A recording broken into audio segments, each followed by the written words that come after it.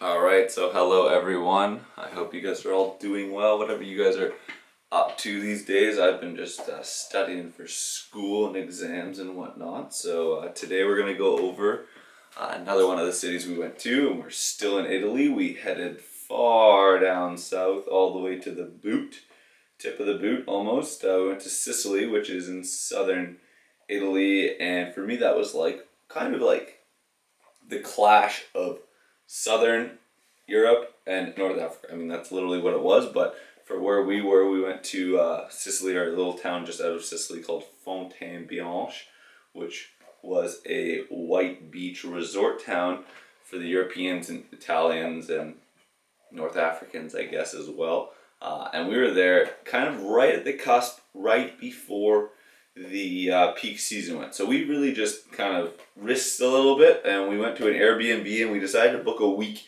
at an Airbnb because the places we had been to so far in Italy were unbelievable. So we said, let's go all the way down there. Let's spend a week.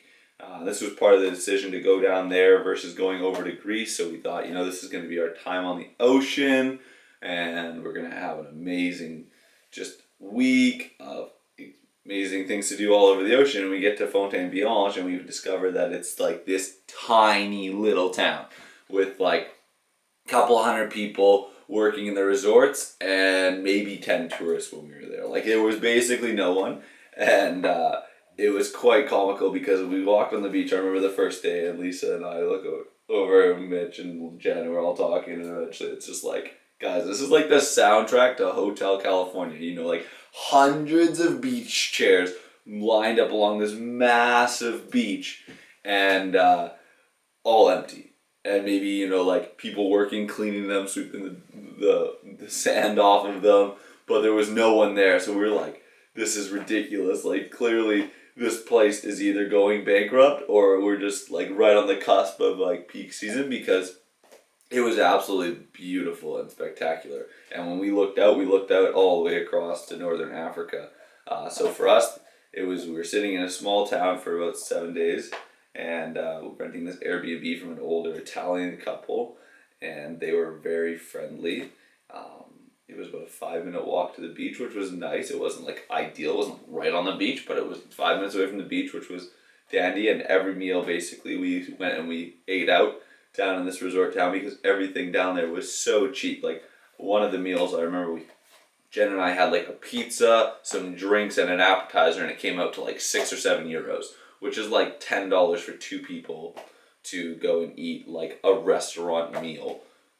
So that pricing was pretty fine and dandy. One of the other things that Mitch and I did is one day when we were at the beach, we went and swam out. There was a few rocks, about a 10-minute swim off the beach, swam out to the beach, rocks, and did some cliff jumping and whatnot out there. I think there will be some pictures above of that. And other than that, we really just hung out on the beach, brought down a bunch of gin and Sprites and liquors, and just hung out on the beach, drinking all day, and really just like having a mellow week while we were in the middle of this chaotic 2 months of constant travel all over Europe. And another thing we did, so we didn't realize, and we should have definitely prioritized this in our Airbnb search. Moving forward, we definitely did, and we definitely learned from that mistake of Wi-Fi. So our Airbnb actually didn't have any Wi-Fi. So here we are sitting in the middle of basically nowhere, like right down in southern Italy, and no Wi-Fi, no ability to go, how do we get out of here? What are we going to do? This is just kind of a gong show. We've come down to this place hoping it was going to be like this fantastic place, and it ended up being like, an alright place. That we made a fantastic place, I would say. And so we ended up going to this big hotel, like the biggest hotel, I guess, in town, and hanging out there for a day or like a morning. And I remember going up to the desk, and I had to like look presentable because this was like a nicer resort, and we were like backpacking around like bums.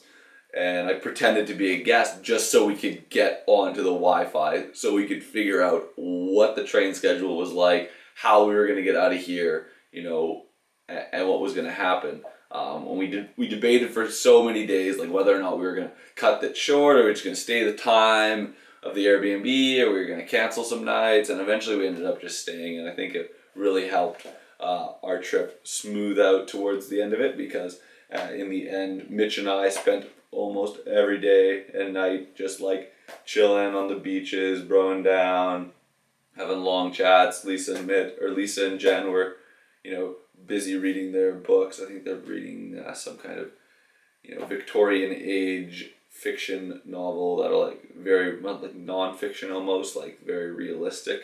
So these girls were submerged in their books, and Mitch and I were submerged in conversation. I remember we had a huge conversation about gun control and laws in the States, and Lisa and Jen thought we were getting this like huge argument, and by the end of it, we were just trying to get down to where each other stood, and I think we did that. But it was definitely quite an experience. And in Fontaine Bianche, I mean, this is another thing that happened is that Jen and I guess got in our first real big fight, which was not fun at all. Mitch and Lisa were like terrified. They're like, fuck, now we're sitting in the middle of nowhere with like a couple that's like, screaming at each other, walking away from each other. And I think this was the first time traveling that we got in kind of one of these fights, which it was pretty impressive because we had gone, 3 weeks by now, traveling together with anything major. Well, obviously repaired everything that was said and done and all of the arguments. But I remember that being a pretty heated night down in Fontaine Bianche, where we didn't get much sleep. No one in the house got much sleep for sure, because there was a lot going on.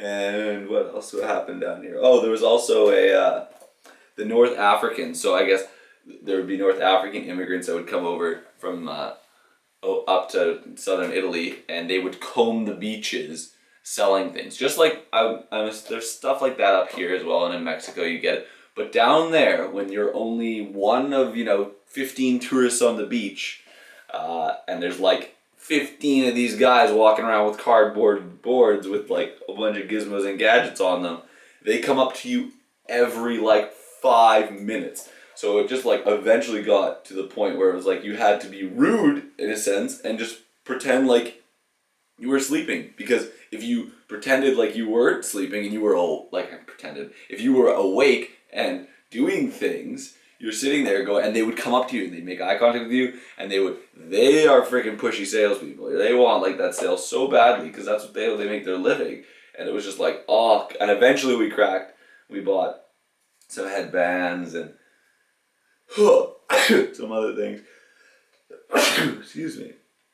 So yeah, that's basically what we did in Fontaine Bianche. It was nothing crazy. Just a crazy beautiful place and very peaceful location to go to. Would I recommend going to Fontaine Bianche in Sicily in Italy? I don't think so. I think my opinion would be definitely to try and go to like the northern tip of the island versus the southern tip. I hear there's a lot more going on in the north, and so you definitely would find a little bit more to do versus just sitting on a beach twiddling your thumbs and not really doing much. So what else did we do? I really think that's all. It wasn't really that too much of like an enthusiastic, crazy place to be traveling. I thank you guys for listening, and so I hope you guys are enjoying these videos as much as I am just telling the stories about what's going on in my travels, or what was going on in my travels. This is the office that in my house that I grew up in. I guess this was my mom or dad's office. So I'm just going to give you guys a quick little tour. This is Audrey's piano that she practices on. Here's one of the bookshelves and a big fish my grandfather caught way back in the day. Here's some nice paintings and all the files, those things that we're not going to have to deal with in the future because it's all going to be digital. So yeah, this is the office, and then in here is kind of a room for all of the office supplies. So more photos and files, and basically a clean storage room is all it is. So I hope you guys are enjoying these videos, and I will talk to you guys next time. Ciao.